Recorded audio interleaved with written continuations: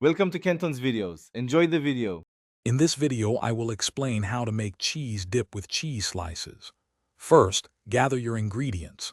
You'll need about 12 ounces of your favorite cheese slices, 1/4 cup of milk, and a small amount of butter. Make sure you have a non-stick saucepan ready. This simple recipe is perfect for a quick snack or party appetizer, and it comes together in just a few minutes.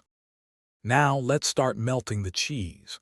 Place your non-stick saucepan over low heat and add about 1 tablespoon of butter. Once the butter is melted, add your cheese slices. Stir continuously with a whisk or spatula. Keeping the heat low and stirring constantly prevents the cheese from sticking to the bottom and ensures a smooth, even melt without burning. Once your cheese is fully melted, it's time to achieve that perfect creamy texture.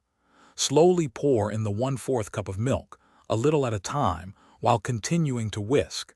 This helps prevent lumps and ensures a silky smooth dip.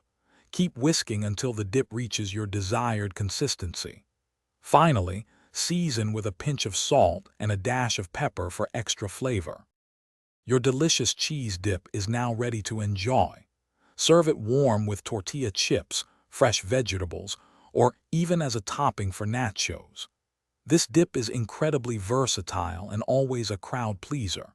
If you have any leftovers, simply store them in an airtight container in the refrigerator for up to 3 days. Remember to check the description below for a link to Little Tree's Black Ice and other great deals. Thanks for watching. Consider subscribing if we helped you.